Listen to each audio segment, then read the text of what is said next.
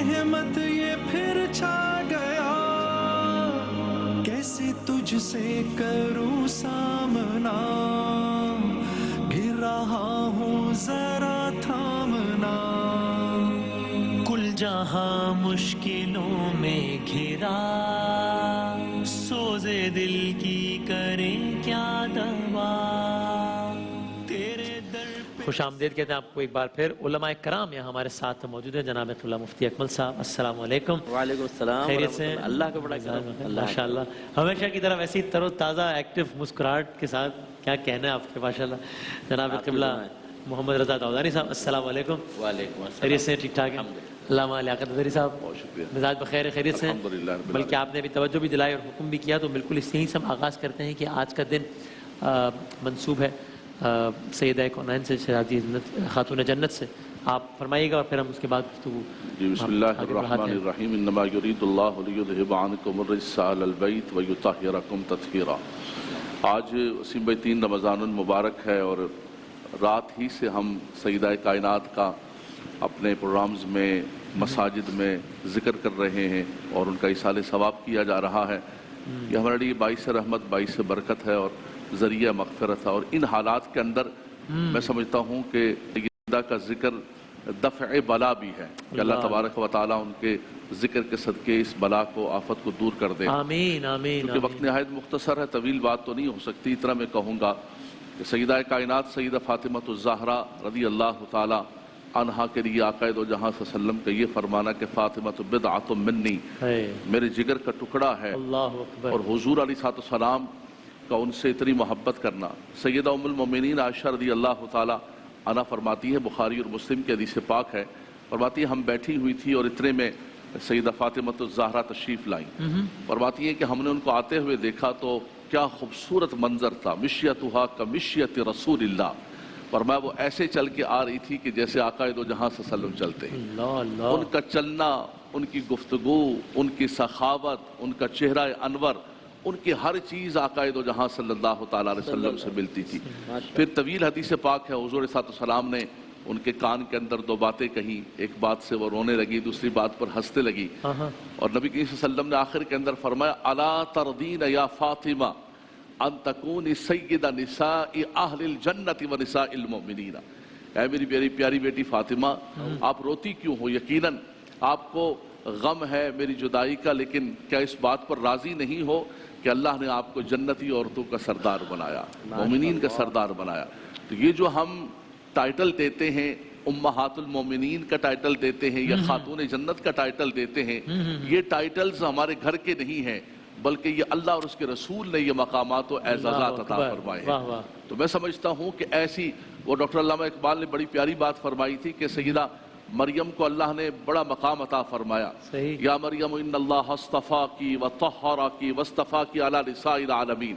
लेकिन कहते हैं डॉक्टर अल्लामा इकबाल फरमाते हैं उनके पास एक निस्बत थी हज़रत ईसा अलैहिस्सलाम की वालिदा, एक निस्बत हज़रत मरियम अजीज व सिह निस्बत हज़रत ज़हरा। क्या कहना है? मेरी ज़हरा के पास अल्लाह ने 3 निस्बतें रखी है। आक़ाए दो जहां सल्लम की प्यारी बेटी, मौलाए कायनात की ज़ौजाए मुबारका और हसनैन करीमैन, अल्लाहु अकबर, इन्नल हसन वल हुसैन सय्यदा शबाबी अहलिल जन्ना।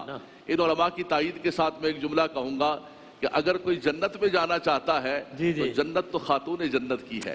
कोई जन्नत में जाना चाहता है तो जन्नत के शहजादे तो हसनैन करीमैन है। जन्नत में कोई जाए और इनसे मोहब्बत न करे, खुदा की जन्नत उनके लिए नहीं। अल्लाह अकबर, जज़ाकल्लाह, सुभान अल्लाह। क्या कहना है?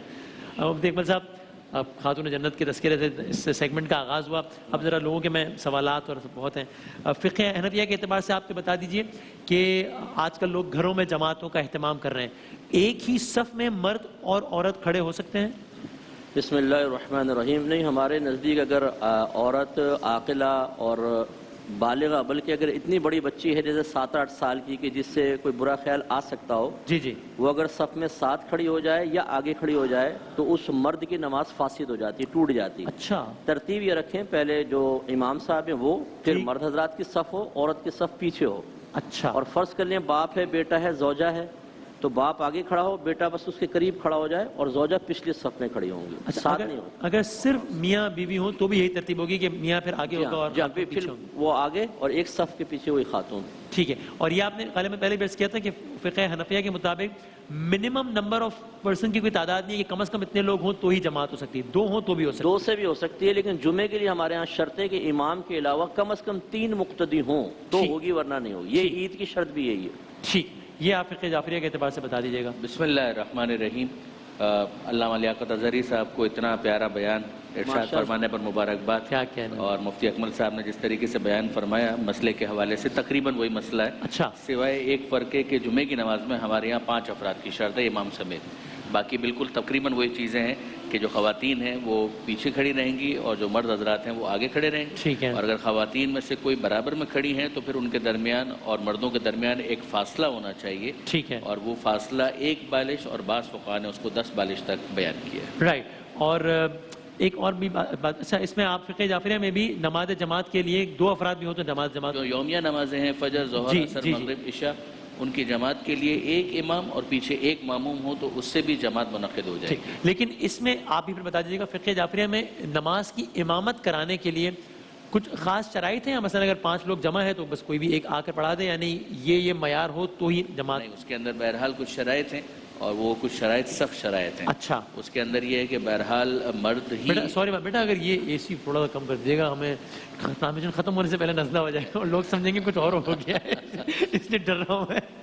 آج کل تو کھانسی بھی آتی ہے، لوگ ایسے مشکوک نظروں دیکھتے ہیں کہ جی سوری آپ کی بات۔ جیسے مرد ہے اور خواتین مشترکہ طور پر جب نماز پڑھیں گے تو مرد ہی نے امام جماعت کے فرائض کو انجام دینا ہے، اسی طریقے سے اس کا عاقل ہونا، عادل ہونا اور یہ بلوغ، یہ تمام شرائط ہیں جن کی تفصیل پھر ظاہر ہے، اچھا یعنی وہ پھر تفصیل لیکن ہے یہ کہ بہرحال عدالت جو ہے اس کو بھی شرط مانا گیا ہے، ٹھیک ہے، اور یہ ہے ریکوائرمنٹ۔ Alright. ہاں، لیکن اس کے اندر ایک چیز اور فقہاء نے یہ ضرور کہی جی جی کہ اگر کہیں پر بھی مشترکہ اجتماعات ہوں، ٹھیک ہے، کہ جہاں پر شیعہ بھی ہیں، سنی بھی ہیں، صحیح، اور سنیوں میں سے ہمارے بھائیوں میں سے کوئی امامت کروا رہا ہے، جی جی، تو کسی شرط کو نہیں دیکھا جائے گا، اچھا، جس پر وہ اعتماد کر کے نماز پڑھ رہے ہیں انہی کے پیچھے نماز پڑھنا ذمہ داری قرار پائے گی سارے شیعہ افراد کی۔ واہ واہ، اچھا اچھا۔ یہ قبلہ آپ بھی امام جماعت کے لیے کچھ سخت شرائط ہیں یا فقہ حناف میں ذرا نرم؟ بس یہی ہے کہ وہ امامت کا اہل ہو، اس اعتبار سے کہ اگر تو اس کے پیچھے کچھ باشرع لوگ ہیں تو ہمارے نزدیک پھر بے شرع شخص یعنی بغیر داڑھی والا جماعت نہیں کرائے گا، ٹھیک ہے، یہ فاسق کی تعظیم کے اندر آتا ہے۔ ٹھیک ہے، تو اگر داڑھی بغیر داڑھی والے جیسے آفس وغیرہ کے اندر ہوتے ہیں پھر ایک امامت ان میں سے کر سکتا ہے، ٹھیک ہے، لیکن جو امامت کرے بہرحال اس کو طہارت کے تمام مسائل آتے ہوں، وضو کے، غسل کے، نجاستوں کی پہچان، کپڑے وغیرہ پاک کرنا، ٹھیک ہے، جگہوں کے پاکی کے، پھر نماز کی شرائط، اس کے فرائض، واجبات، کن چیزوں سے سجدہ سہو واجب ہوگا، کس سے نماز فاسد ہوگی، یہ اس کو علم ہونا چاہیے۔ صحیح ہے، اب ہمارے ایک دوست تھے، وہ بتا رہے تھے ایک شخص کو آگے کیا یار نماز پڑھا دو، اس نے کہا مجھے تو آتی نہیں، کہا یار تمہاری داڑھی ہے تم پڑھا دو، کھڑا ہو گیا، تھوڑی دیر کھڑا رہا، پھر پیچھے پلٹ کے کہتا ہے دیکھیں میں نے پہلے ہی کہا تھا میں نہیں پڑھا سکتا۔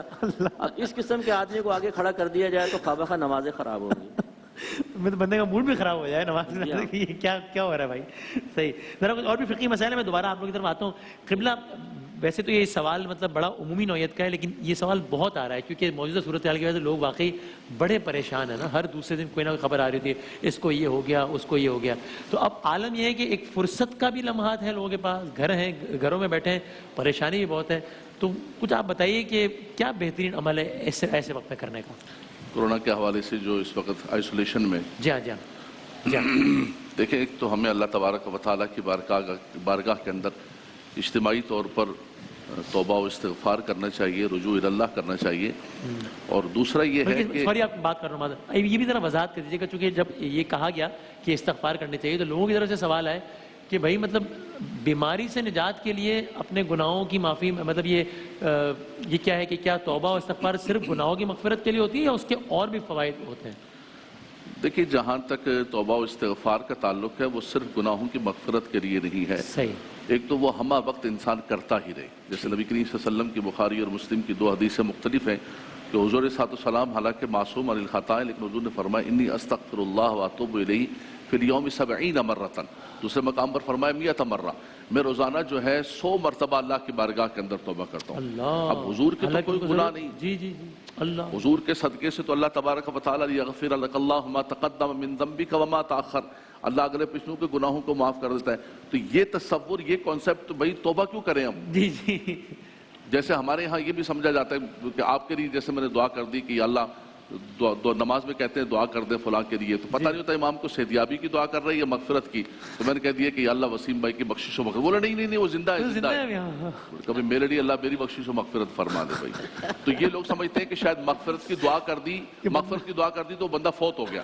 اسی طرح لوگ یہ سمجھتے ہیں کہ استغفار کرنا صرف اور صرف گناہگار ہونے کے لیے، یا کسی کو کہا جائے کہ استغفار کرو تو اس کے یار کہ گناہگاروں میں لا حول ولا قوت الا باللہ، کیا ہو گیا بھائی، کوئی غلط کام ہو گیا؟ لا حول ولا قوت پڑھنا یا استغفار پڑھنا، میں صرف وقت کی اختصار کی وجہ سے صرف آیت کریمہ پڑھوں گا کہ قرآن نے کہا فَقُلْ اسْتَغْفِرُوا رَبَّكُمْ إِنَّهُ كَانَ غَفَّارًا يُرْسِلِ السَّمَاءَ عَلَيْكُمْ مِدْرَارًا وَيُمْدِدْكُمْ بِأَمْوَالٍ وَبَنِينَ وَيَجْعَلْ لَكُمْ جَنَّاتٍ وَيَجْعَلْ لَكُمْ أَنْهَارًا۔ فرمایا استغفار کی برکت سے اللہ تمہیں بارشیں بھی عطا فرمائے، تمہارے مالوں میں، تمہاری اولادوں میں اللہ تبارک و تعالیٰ، تمہارے نہروں میں، تمہارے پھلوں میں برکتیں ہوں گی۔ تو استغفار گناہوں کے لیے بھی ہے، لیکن ساتھ ساتھ اللہ کی رحمتوں کے نزول کا سبب بھی ہے۔ تو میں یہی کہوں گا کہ سب سے پہلے استغفار کریں، اور دوسرا یہ ہے کہ یہ تو موقع ہے کہ ہم اللہ تبارک و تعالیٰ خلوت کے اندر، نزول قرآن کا مہینہ ہے، قرآن مجید فرقان حمید کی تلاوت کریں زیادہ سے زیادہ اللہ تبارک و تعالیٰ کا ذکر کریں۔ تو میں سمجھتا ہوں کہ ہمارے لیے یہ تنہائی کو پریشانی کی نہیں ہوگی، بلکہ اور زیادہ اللہ کے مقرب ہونے کا ذریعہ اور وسیلہ بن جائے گی۔ بالکل ٹھیک، جزاک اللہ، بالکل صحیح۔ قبلہ یہ بتائیے کہ تہجد کے اعتبار سے، اگرچہ مسئلہ میں جانتا ہوں بار بار آتا ہے لیکن لوگ بار بار پوچھ بھی رہتے ہیں، فقہ حنفیہ میں تہجد کے لیے سونا شرط ہے، اس کے بغیر نہیں ہو سکتے، ایسے ہی؟ جی ہاں، نبی کریم صلی اللہ علیہ وسلم سے جو منقول ہے نا، وہ آپ نے سونے کے بعد اٹھ کر جو نماز ادا فرمائی ہے اسی کو تہجد قرار دیا گیا ہے۔ تو عشاء کے فرائض پڑھ کر سونا یہ شرط ہے۔ اگر کوئی عشاء سے پہلے ہی سو گیا پھر اٹھ کر وہ عشاء کے فرائض پڑھتا ہے اور پھر نماز پڑھتا ہے، وہ تہجد نہیں ہے، وہ قیام اللیل تو کہلائے گا، نوافل ہیں، صحیح ہے، لیکن تہجد کی شرط یہ عشاء کے فرائض پڑھ کے کم از کم سویا ہو، تو پھر جو پڑھے گا وہ اور تہجد کا وقت کب تک ہے؟ کس وقت کے بعد تہجد پھر نہیں پڑھی جا سکتی؟ عشاء کے فرائض کی ادائیگی کے بعد اس کے وقت سٹارٹ ہو جاتا ہے اور طلوع فجر تک رہتا ہے، یعنی پوری رات، وہی ختم سحر تک رہتا ہے۔ بالکل ٹھیک۔ اس میں معذرت ایک مشورہ دے دیتا ہوں، لوگ دیکھیں سحری کے لیے اٹھ ہی رہے ہیں، پورے سال موقع نہیں ملتا، اٹھیں، تازہ وضو کریں، 2 رکعت تہجد پڑھ لیں، کم از کم اللہ کی بارگاہ میں کہہ سکیں گے یا رب کریم 1 مہینے میں نے تہجد پڑھی تھی۔ کیا کہنا ہے، واہ۔ نماز شب جو فقہ جعفریہ میں ہے اس کے لیے بھی کیا سونا شرط ہے؟ تہجد، نماز شب، صلاۃ اللیل، یہ سب ایک ہی عبادت کے مختلف نام ہیں ہمارے یہاں، صحیح، 11 رکعت پر مشتمل ہے۔ تقریباً وہی تفصیلات ہیں جو مفتی صاحب نے ارشاد فرمائی، بس ایک فرق کے ساتھ کہ اس میں رات کو سونا جو ہے وہ شرط نہیں مانا گیا، یعنی فرض کیجئے کسی وجہ سے اگر ایک انسان ہے وہ جاگ بھی رہا ہے تو اگر وہ نماز تہجد پڑھنا چاہے تو پڑھ سکتا ہے، اور اس کو اس کے ساتھ مشروط نہیں کیا گیا۔ اچھا، وقت کے اعتبار سے وہی ہے؟ بہترین وقت جو اس کا ہے جتنا فجر سے قریب ہو، جس طرح مفتی صاحب نے بھی سجیسٹ کیا، ثواب ہے۔ یعنی باقاعدہ تاکید یہ کی گئی ہے کہ نماز شب اس شان سے پڑھی جائے، نماز تہجد اس شان سے پڑھی جائے کہ فجر کی نماز کا جو وقت ہے اس کے ساتھ اس کو ملا دیا جائے۔ میں چاہوں گا پہلے آپ پھر آپ اس حوالے سے، چونکہ ایسی فضیلتیں سنی ہیں اس نماز کے بارے میں کہ انسان حیران ہو جائے، تو آپ مختصر بتا دیجیے گا، چونکہ رمضان gives us a very good opportunity، مفتی صاحب کہہ رہے ہیں کہ سحر کے لیے تو اٹھے ہی ہوتے ہیں، تو نماز شب کی لوگ ہوتا ہے عادت بنا لیں، تو آپ اس کی ایک مختصر فضیلت بتا دیجیے گا۔ آپ ذرا غور فرمائیے کہ پروردگار عالم نے سورہ مبارکہ بنی اسرائیل کے اندر جہاں اوقات نماز پر گفتگو فرمائی ہے، وہاں پر یہ ارشاد فرمایا اقیم الصلاۃ لدلوک الشمس الی غسق اللیل وقرآن الفجر ان قرآن الفجر کان مشہودا، یعنی یہ تمام اوقات بیان کرتے ہوئے ظہر، عصر، مغرب، عشاء، اور پھر اس کے بعد فجر کی نماز کا جو ہے وہ خاص اہتمام کے ساتھ ذکر فرمایا کہ وہ جو وقت ہے وہ مشہود ہے، کہ جس کا مشاہدہ کرنا ہے۔ پھر فرشتوں کے حوالے سے اس کی تفسیر بھی آئی ہے کہ فرشتوں کا جو وقت ہے وہ تبدیل ہوتا ہے، وہاں پر فرشتوں کے اوقات کے اعتبار سے دوسرے فرشتے آ رہے ہوتے ہیں، یہ فرشتے جا رہے ہوتے ہیں، یہ بھی ایک نظام ہے پروردگار کا۔ پھر اس کے بعد پروردگار عالم ارشاد فرماتا ہے وَمِنَ اللَّيْلِ فَتَهَجَّدْ بِهِ نَافِلَةً لَكَ، اے حبیب رات میں ایک حصہ وہ ہے کہ جس میں آپ کو تہجد کے لیے اٹھنا ہے، اور یہ ایک اضافی ذمہ داری ہے آپ پر، یہ نافلہ کا لفظ وہیں سے آیا ہے، اور پیغمبر اکرم صلی اللہ علیہ وآلہ وسلم کے لیے جو نماز تہجد ہے وہ وجوب کی حد تک تھی، یعنی یہ امت کا معاملہ ہے کہ جس کے لیے پروردگار عالم نے اس کو ایک تاکیدی مستحب اور ایک انتہائی باعث ثواب اور باعث برکت، لیکن پیغمبر اکرم کا معاملہ جن کے رتبے ہیں سوا، ان کی سوا مشکل ہے، پروردگار عالم کی عبادت کرنا یہ تو پیغمبر اکرم کا ذوق بھی تھا، لو لگانا پروردگار عالم سے، تو وہاں پر ہم دیکھتے ہیں کہ باقاعدہ پروردگار عالم نے یہ کہا کہ فَتَهَجَّدْ بِهِ نَافِلَةً لَكَ، تو یہ کتنی بڑی سعادت ہے کہ جس کام کو پیغمبر اکرم وجوب کے طور پر انجام دے رہے ہیں، انہی کی اتباع میں ان کے ماننے والے اس کو کبھی نہ کبھی، جیسے کہ مفتی صاحب نے ارشاد فرمایا کہ کم سے کم ماہ رمضان ہی کے اندر اٹھے ہوئے بھی ہیں سحری کے لیے، اگر اتباع کرتے ہوئے اگر 11 نہیں پڑھ سکتے تو کچھ ہی پڑھ لیں، صحیح۔ مگر یہ ہے کہ اس زمرے میں تو شامل ہو جائیں کہ جہاں پیغمبر اکرم کا عمل تھا،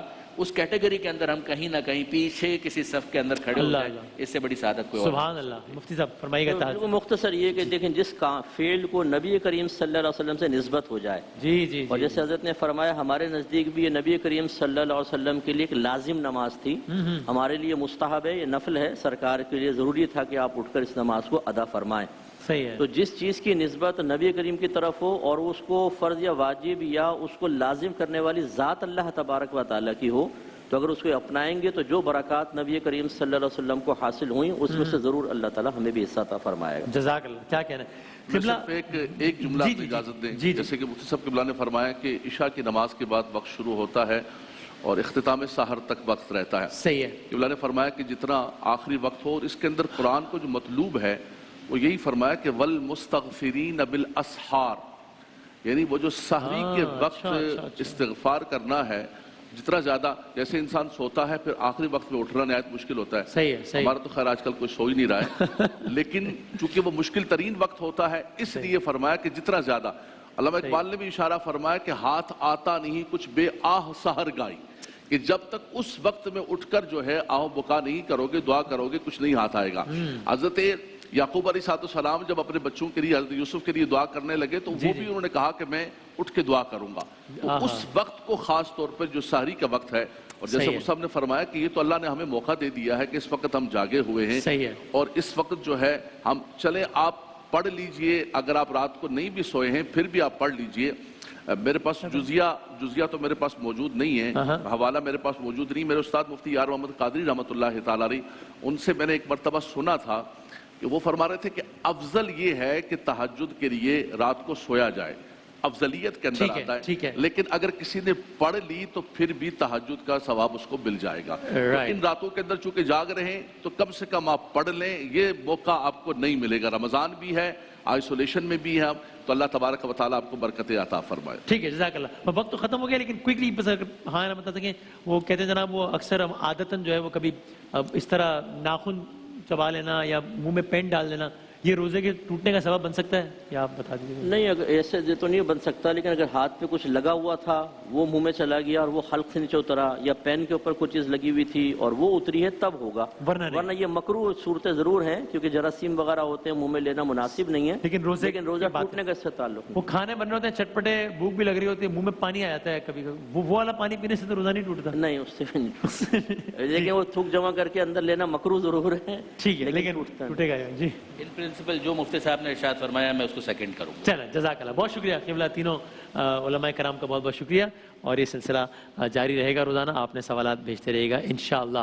نیکی کا ہمارا سیگمنٹ ہے، ایک وقفے کے بعد ہم دوبارہ حاضر ہوتے ہیں انشاءاللہ۔ ماہ رمضان یوں آ گیا، بن کے رحمت یہ پھر چھا گیا، کیسے تجھ سے کروں سامنا، گر رہا ہوں ذرا تھامنا، کل جہاں مشکلوں میں گھرا، سوزے دل کی